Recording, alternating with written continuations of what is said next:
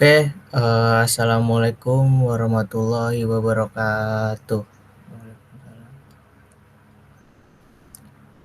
Oke, teman-teman semuanya, jadi kali ini saya akan menjelaskan tentang use case diagram dan juga sequence diagram. Pertama-tama perkenalkan, nama saya Faro Rozi Pamungkas, NIM saya 2018 470025. Saya mahasiswa dari Universitas Muhammadiyah Jakarta, Fakultas Teknik Informatika. Di sini saya menjelaskan tentang use case diagram dan juga sequence diagram, yang mana ini adalah tugas dari mata kuliah rekayasa perangkat lunak. Oke, langsung saja saya jelaskan. Ini saya buatnya di StarWML. Jika tidak ada StarWML, teman-teman juga bisa memakai Visio. Di StarWML ini saya yang pertama membuat use case diagram. Saya membuat tentang sistem ATM. Jadi pertama-tama saya akan menjelaskan apa itu use case diagram, pengertiannya. Jadi use case diagram itu adalah suatu diagram yang menjelaskan interaksi objek dan menunjukkan atau memberi tanda atau petunjuk komunikasi di antara objek-objek tersebut. Jadi tujuan dari use case diagram itu sendiri adalah dapat memperlihatkan urutan aktivitas proses yang ada pada sistem.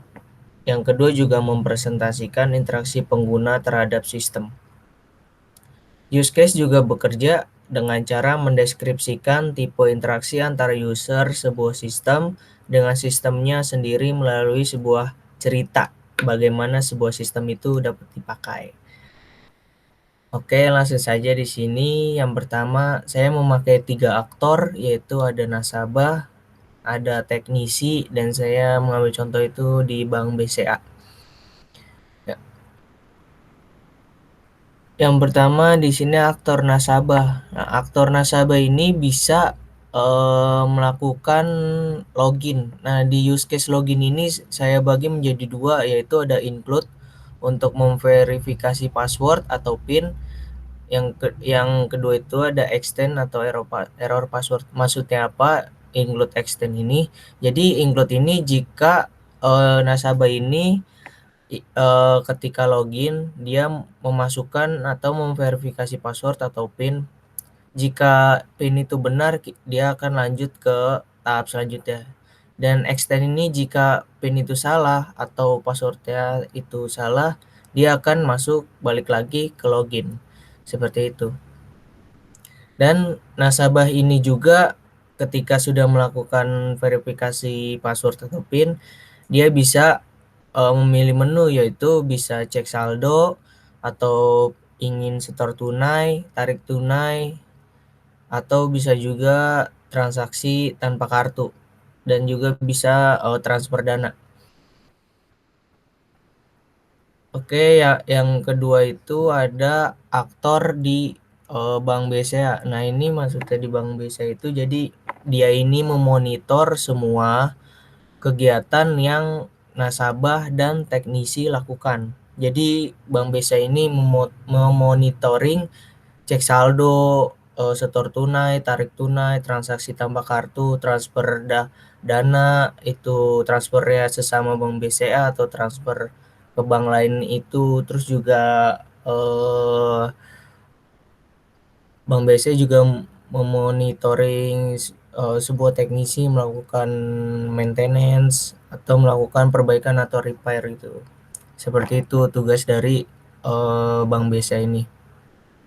Dan aktor ketiga ini yaitu teknisi. Teknisi ini akan melakukan pemeliharaan atau maintenance lah Dan yang kedua ini use case-nya itu ada perbaikan atau repair jika di salah satu sebuah mesin ATM itu rusak dan tugasnya itu adalah sebuah teknisi yang untuk melakukan pemeliharaan, mereka mengecek setiap bulannya, setiap 3 minggu atau sebulan sekali itu mereka akan mengecek sebuah mesin ATM itu berjalan atau tidaknya. Karena jika tidak adanya teknisi, sebuah mesin itu tidak selalu sempurna atau berjalan dengan begitu baik, pasti ada kendala-kendalanya dan saat itulah teknisi itu digunakan seperti itu. Makanya mereka akan melakukan pemeliharaan dari mesin ATM itu dan juga mereka melakukan sebuah perbaikan agar mesin itu dapat berjalan dan bisa melakukan kegiatan normal lagi seperti itu. Itu dari use case diagramnya, kita lanjut ke sequence diagramnya. Ini adalah sequence diagramnya. Yang pertama, pengertian dari sequence diagram itu sebelum kita masuk saya menjelaskan terlebih lanjut. Saya akan menjelaskan pengertiannya itu. Sequence diagram itu diagram yang menjelaskan interaksi objek dan menunjukkan di antara objek-objek tersebut. Jadi hampir sama seperti use case diagram, tapi bedanya di sequence diagram ini mereka hanya memakai satu aktor. Seperti itu. Saya hanya memakai satu aktor dan saya memilih aktornya itu adalah nasabah. Karena apa? Nasabah itu orang yang melakukan atau yang bisa dibilang suatu ujungnya atau sebuah awal dalam melakukan sebuah sistem atau sebuah proses seperti itu. Yang kedua itu tujuan dari sequence diagram ini ada itu adalah untuk menghubungkan requirement kepada tim teknis karena diagram ini dapat lebih mudah untuk dielaborasi menjadi model sebuah desain. Terus juga diagram yang paling relevan dan menguraikan model deskripsi use case menjadi spesifikasi desain. Jadi seperti yang saya bilang tadi itu dari use case diagram dipecah lagi menjadi sequence diagram seperti itu. Dan analisa dan desain ini dalam sequence diagram ini memfokuskan pada identifikasi metode di dalam sebuah sistem. Terus yang terakhir itu ada menganalisa, mendesain dan memfokuskan pada identifikasi sebuah metode yang digunakan sistem. Tuh. Mungkin teman-teman kalau kurang jelas saya menjelaskan di Word ini, saya tadi buat di Star UML. Nah ini. Ini saya mengambil aktornya itu adalah nasabah. Sini adalah nasabah. Lalu di sini ada lifeline. Ini lifeline ini ada 3, 4, 5, 6. Nah ini lifeline-nya itu. Lifeline-nya itu saya ambil mesin ATM, terus juga menu awal, cek data nasabah, menu utama, lalu proses.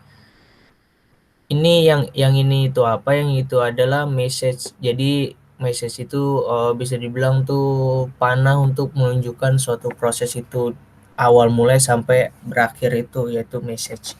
Atau mengirimkan pesan lah bisa dibilang. Ini itu apa? Ini itu namanya activation box. Activation box itu apa? Jadi activation box itu jika ini ditarik ke sini, nah maka makin panjang activation box itu kita tarik, maka proses yang dibuat itu akan semakin lama di dalam mesin ATM ini seperti itu. Oke, yang pertama itu message itu masukkan kartu ATM. Jadi nasabah ini pertama-tama banget datang ke mesin ATM itu pasti mereka akan memasukkan kartu ATM. Ketika sudah memasukkan kartu ATM, lanjut ke message kedua yaitu masuk ke menu awal. Ketika ada menu awal, loading sebentar lalu akan kartu ATM itu akan meminta nasabahnya itu untuk memasukkan PIN. Ketika nasabahnya itu sudah memasukkan PIN dan message yang keempat itu dicek PIN-nya benar atau salah. Terus makanya di message kelima itu akan dilakukan validasi PIN. Ketika dilakukan validasi PIN dan ternyata PIN-nya itu salah, maka akan kembali lagi ke menu awal seperti itu. Jika PIN-nya itu benar, akan lanjut ke message selanjutnya, itu menampilkan pilihan. Menampilkan pilihan apa? Jadi menampilkan pilihan kita ingin yang tadi transaksi sesama bank atau transaksi ke rekening lain. Nah, itu akan menampilkan pilihan-pilihan seperti itu.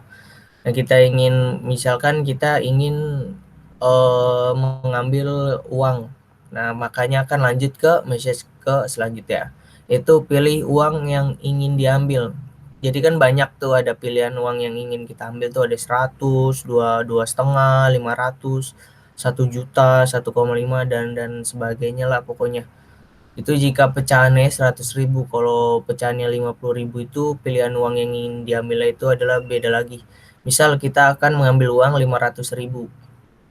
Nah, message selanjutnya itu melakukan proses. Prosesinya itu apa? Prosesnya itu adalah proses ketika kita sudah memencet uang 500.000-nya, dan mesin itu akan melakukan proses yang mana nantinya akan dikeluarkan duit tersebut tuh. Dan ini garisnya ini putus-putus apa? Ini itu adalah reply message. Reply message itu kebalikan dari message itu tersebut. Tuh. Makanya dibedakan dengan garis putus-putus. Nah, di reply message ini kita menunggu proses itu selesai. Ketika proses itu sudah selesai, kita akan kembali ke menu utama. Seperti itu. Dari menu utama itu nanti akan ditampilkan ambil kartu ATM Anda. Diingatkan ke nasabahnya, ambil kartu ATM Anda. Nah, ketika proses selesai, terus uangnya sudah keluar dari mesin ATM nih, dari mesin ATM ke nasabah, nanti selanjutnya itu akan ditampilkan ambil kartu ATM Anda. Jadi diingatkanlah kartu ATM sebentar. Nah, ambil kartu ATM Anda, dan nanti mesin ATM-nya akan melakukan pengeluaran terhadap kartu ATM kita. Seperti itu diproses. Ya, mungkin cukup sekian. Semoga apa yang saya jelaskan itu tidak terburu-buru, atau teman-teman semoga bisa mengerti.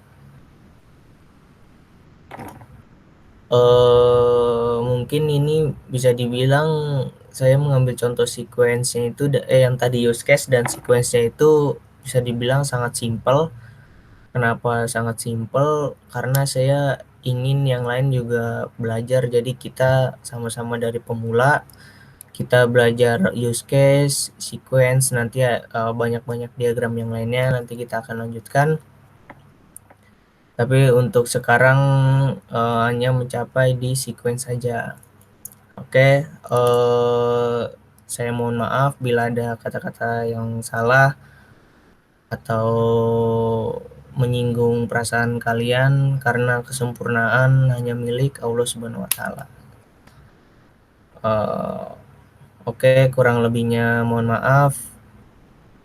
Saya akhiri. Wassalamualaikum warahmatullahi wabarakatuh.